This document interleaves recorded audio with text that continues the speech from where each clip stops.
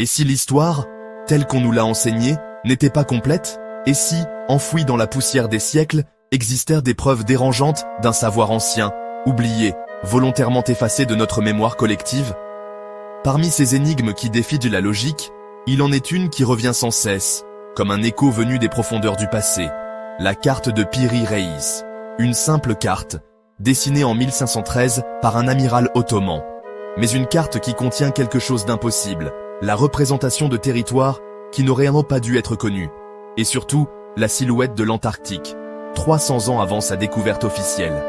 Comment un homme du XVIe siècle a-t-il pu dessiner avec autant de précision des régions que personne, à son époque, ne connaissait encore? D'où venait son savoir? Et surtout, que nous cache cette carte? Ce soir, nous plongeons ensemble dans l'un des mystères les plus fascinants et inquiétants de l'histoire, l'énigme de la carte de Piri Reis. En 1929, au cœur du palais de Topkapi, à Istanbul, des chercheurs mettent au jour un fragment de parchemin jauni par le temps. Sur ce parchemin, des dessins colorés, des côtes maritimes, des notes en turc ancien. Ce document attire immédiatement l'attention. Il s'agit d'une carte du monde réalisée plus de 4 siècles auparavant par un homme connu sous le nom de Piri Reis, un amiral et cartographe de la marine ottomane. À première vue, rien de surprenant.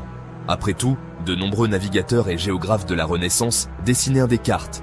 Mais en y regardant de plus près, les chercheurs tombent sur quelque chose de troublant. La carte montre l'Afrique avec une précision étonnante. L'Amérique du Sud y apparaît de façon claire, bien avant que toutes ses côtes soient officiellement explorées. Et surtout, tout en bas, au sud, se dessine une immense masse terrestre, un continent glacé, que certains identifient immédiatement comme étant l'Antarctique. Problème, en 1513, ce continent n'était pas censé être connu. Les explorateurs européens n'atteindront ces côtes qu'au XIXe siècle, 3 siècles plus tard. Alors comment expliquer cette anomalie? Mais ce n'est pas tout. En observant plus attentivement les contours de ce mystérieux continent, les chercheurs remarquent quelque chose d'encore plus fascinant et plus inquiétant. La carte de Piri Reis ne montre pas l'Antarctique tel qu'on le connaît aujourd'hui, recouvert de son immense calotte glaciaire. Non. Elle semble représenter l'Antarctique sans glace, révélant les lignes de sa côte, comme si elle avait été dessinée à une époque où le continent était encore libre de son manteau gelé.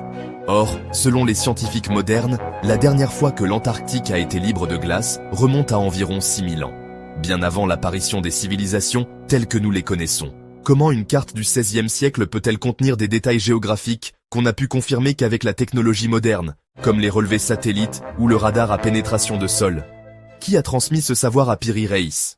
Heureusement, l'amiral ottoman a laissé des notes sur sa carte. Et ces annotations ajoutent encore plus de mystère. Il explique que son travail est basé sur environ 20 cartes plus anciennes, certaines venant de l'époque d'Alexandre le Grand. Parmi elles, il mentionne des cartes grecques, arabes, et même des documents beaucoup plus anciens, aujourd'hui disparus. Autrement dit, Piri Reis n'a pas inventé ces données. Il les a recopiées à partir de sources qu'il avait à sa disposition.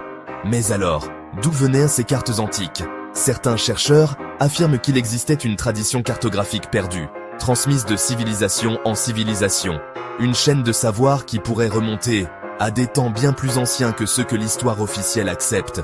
Et Piri Reis n'est pas le seul exemple. D'autres cartes mystérieuses existent, la carte d'Oronsfine, en 1531, qui montre également l'Antarctique.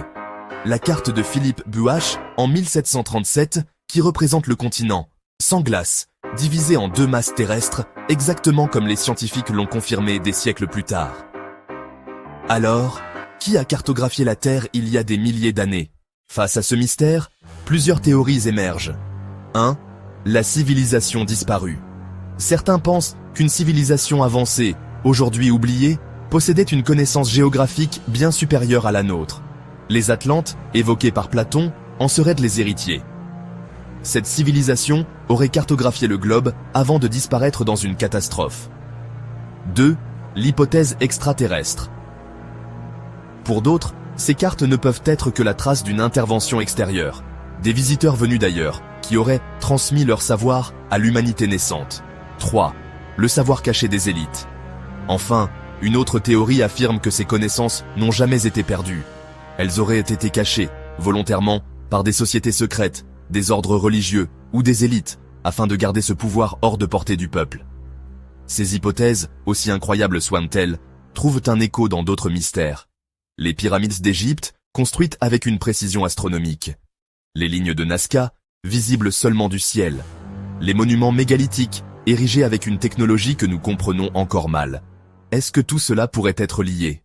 Si la carte de Piri Reis est exacte, alors cela signifie que notre chronologie officielle de l'histoire est incomplète, voire fausse. Des civilisations avancées existaient avant nous, puis ont disparu.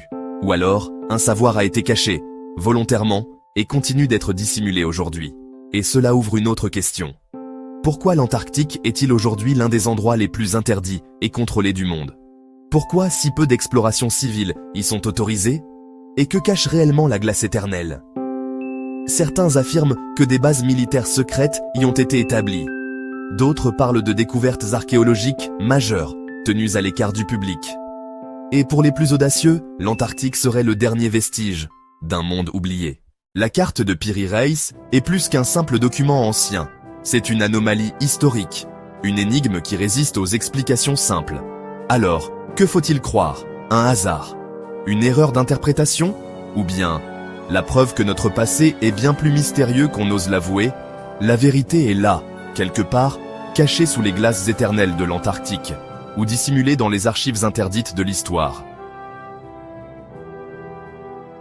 Et vous? Que pensez-vous que révèle vraiment la carte de Piri Reis?